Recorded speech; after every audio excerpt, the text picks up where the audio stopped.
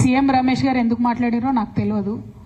CM Ramesh గారిని మాట్లాడించడానికే ఈ లేఖ లీక్ చేసినరేమో కూడా నాకు తెలియదు. ఇవన్నీ కంబైన్డ్ అయి ఉండొచ్చు. సీఎం రమేష్ గారు నాకు తెలిసినటువంటి వ్యక్తే కానీ ఈ ఒక 5-6 ఏళ్లలో ఆయనతో పెద్ద నేను మాట్లాడింది కూడా లేదు.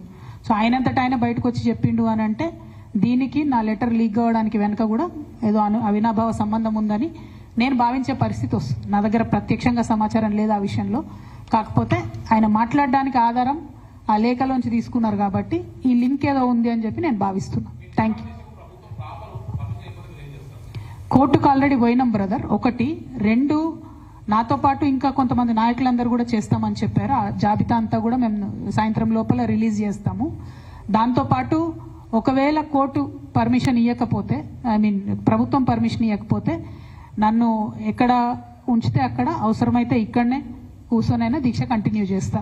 అందులో ఏం అనుమానం లేదు. ఎందుకంటే 72 గంటలు 112 కులాల వాయిస్ వినిపించాలనేటటువంటిది ప్రధానమైనటువంటి ఎజెండా కాబట్టి ఖచ్చితంగా ఆ వాయిస్ వినిపించడానికి ఎక్కడ అవకాశం దొరికితే అక్కడ నేను వినిపించడం జరుగుతుంది.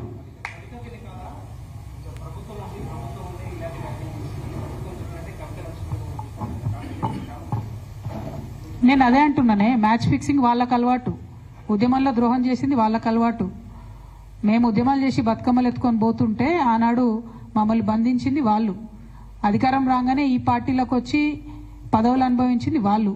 ఇవాళ వాళ్ళు తిరిగి వేరేల్తి చూపించి మాలాంటి వాళ్ళ మీద మాట్లాడుతున్నారంటే నిజంగా కూడా ఇవాళ బాధపడుతున్న తెలంగాణ ఉద్యమకారులు ఎవరి వల్ల బాధపడుతున్నారు? ఈ సొంటలకు పదవులు ఇచ్చుడు వల్లనే బాధపడుతున్నారు. కాబట్టి నేను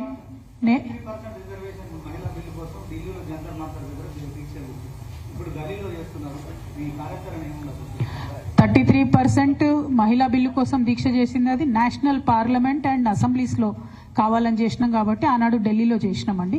దానికి ప్రిల్యూడ్గా కూడా మేము అన్ని రాష్ట్రాల్లో ఉన్న మహిళా సంఘాలతో కోఆర్డినేట్ చేసుకుని చేసాం, ఉట్టిగా చేయలే.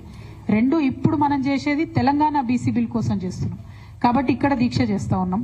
ఆనాడు తెలంగాణ అసెంబ్లీలో అంబేద్కర్ విగ్రహం కావాలంటే కూడా ఇక్కడనే చేసినాం. సో అందుకే తెలంగాణ బీసీ బిల్ కోసం హైదరాబాద్ కేంద్రంగా ఇందిరా పార్క్లోనే అడుగుతా ఉన్నాం పర్మిషన్. అందరికీ అందుబాటులో ఉండేటటువంటి ప్లేస్ ఒకటి, అందరు గుర్తుపట్టేటటువంటి ప్లేస్ కాబట్టి అక్కడే చేద్దామని అనుకుంటా ఉన్నాం. అందుకే ప్రభుత్వాన్ని కోరుతా ఉన్నాం పర్మిషన్. ఒకటేనండి, ఇదివరకు కూడా కాంగ్రెస్ నాయకులు ఈ నాటకం ఆడి ఉన్నారు.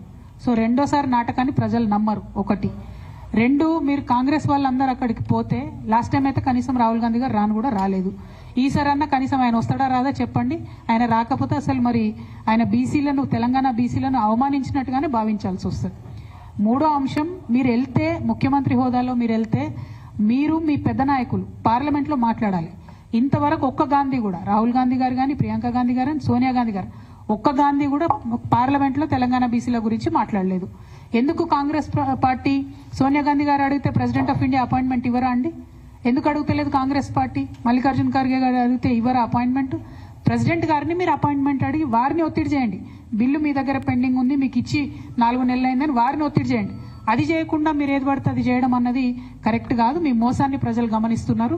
కాబట్టి ఇద్దరు జాతీయ పార్టీల మోసాన్ని ఎండగట్టడానికే తెలంగాణ బీసీల తరఫున అనేక మంది తెలంగాణ బీసీ మేధావుల సలహా మేరకు, అనేక మంది న్యాయ నిపుణుల సలహా మేరకు, అనేక మంది ప్రజా సంఘాల వాళ్ళ సలహా మేరకు, కుల సంఘాల వాళ్ళ సలహా మేరకే ఈ దీక్షను చేపట్టడం జరిగింది. వారందరి మద్దతుతో కూడా దిగ్విజయంగా ఈ దీక్షను పూర్తి చేస్తామని కోరుతున్నాం. Thank you. జై తెలంగాణ, జై బీసీ.